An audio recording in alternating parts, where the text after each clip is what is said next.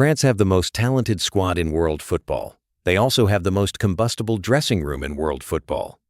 And at the 2026 FIFA World Cup, those two facts are about to collide in a way that could either produce the greatest French team since 1998 or the most spectacular implosion in the history of Les Bleus.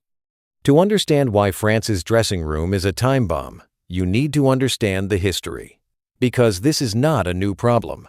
This is not a situation that emerged in the last year or the last month. France's dressing room dysfunction has been building for a decade, through multiple tournaments, multiple managers, multiple generations of talent. And every time it has come close to destroying them, they have somehow survived, and the survival has convinced the federation that the problem is manageable. It is not manageable. Not anymore. Let us start with a relationship that sits at the very heart of everything. Kylian Mbappé and Antoine Griezmann, two players who should be the twin engines of the most dominant international team in the world. Two players who have instead developed a relationship so fractured, so quietly hostile, so carefully managed by the French Federation that it has become the worst-kept secret in European football. The tension began publicly in 2022. In a French television documentary about the 2022 World Cup campaign, Griezmann's father made comments suggesting that Mbappé had demanded and received a position of privilege within the France setup that had disrupted the team's natural hierarchy. He suggested that Mbappé had been given a role within the squad that went beyond simply playing, that he had influence over tactical decisions, over the style of play, over decisions that normally belong to the manager. Those are serious accusations, and they were never properly denied. Mbappé's influence within the France squad is not a rumor. It is documented. In 2022, when Didier Deschamps restructured France's attacking system, he moved Griezmann from his natural position as a second striker, the role in which he had been brilliant for Atletico Madrid, into a deeper midfield linking role. Griezmann accepted the change publicly. He said all the right things. He talked about doing whatever the team needed. And that willingness to sacrifice his own position for the collective good made him, in many respects, the most important player in France's system. But here is the question that nobody asked directly. Why did Griezmann move? Who benefited from that positional change? And the answer is Mbappé. Griezmann moved because the system needed to be built around Mbappé's strengths.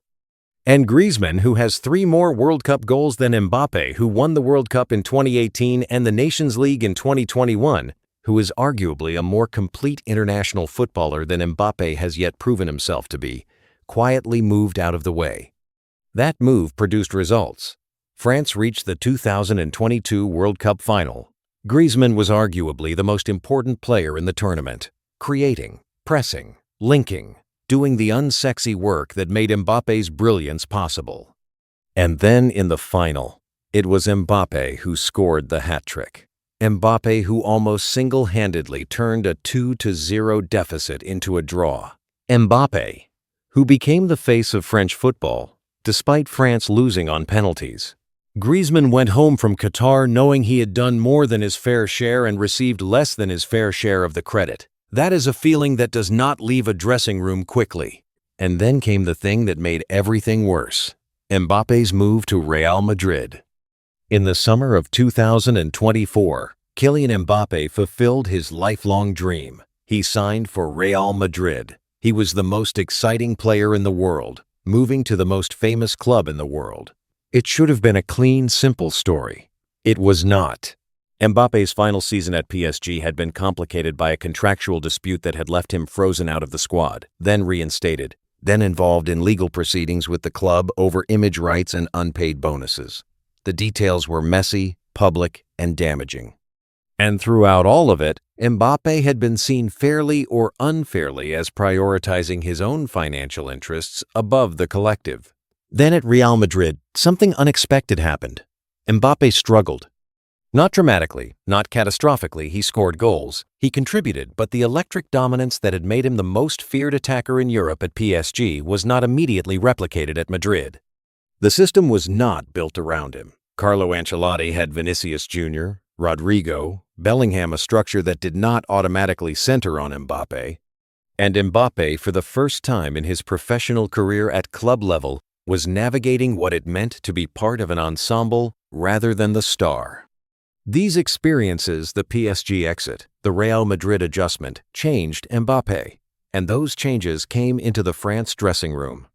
Because here is the thing about international football. It is a compression chamber. Club form, club moods, club dynamics, they all come with the players when they join up for international duty. A player who is frustrated at his club brings that frustration. A player who feels overlooked at club level seeks validation at international level. A player who has been made to feel less powerful than he is used to being will, consciously or unconsciously, seek to reassert that power in the environment where he still has it.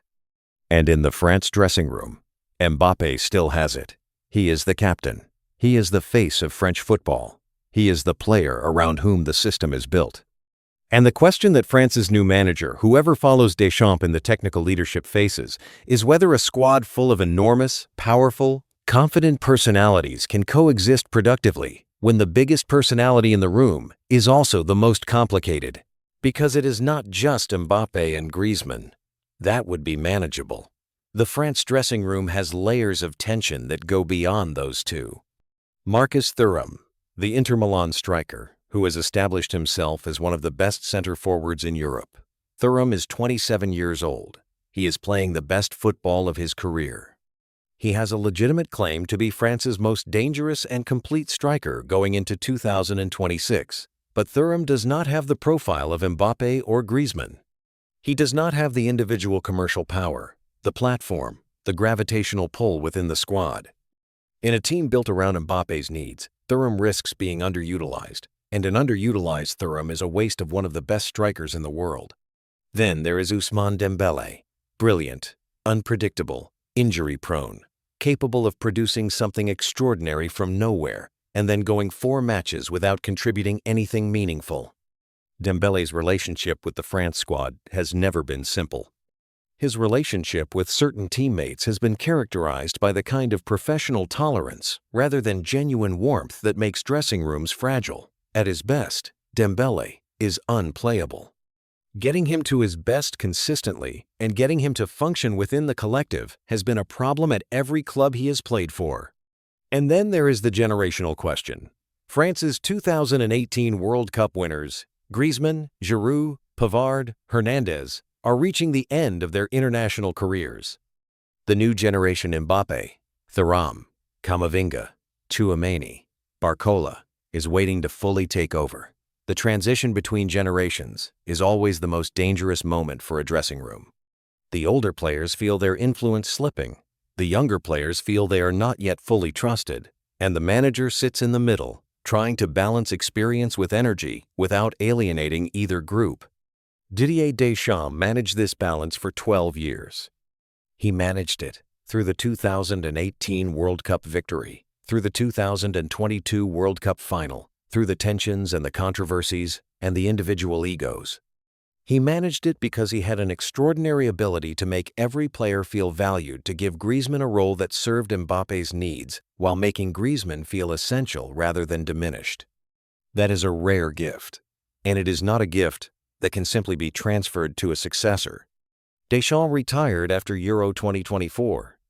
France reached the semifinal and lost ironically in a match where their attack, despite having Mbappé and Griezmann, failed to score in regular time. The tournament was not a failure, but it crystallized a question that had been growing throughout the Deschamps era. Has France's tactical system become too dependent on managing the egos within it rather than maximizing the talent? The new France manager faces a question that is as much psychological as tactical. He does not just need to set up the team to win football matches. He needs to manage the relationships within the squad in a way that prevents the tensions from becoming fractures. And those tensions are real. The Mbappé-Griezmann fault line is real. The generational transition is real. The question of who the team is actually built around Mbappé, the captain and commercial superstar, or Thuram, the best pure striker, or a system that genuinely serves the collective, is real and unresolved. There is also something else, something that the football media rarely discusses directly because it touches on questions that go beyond football.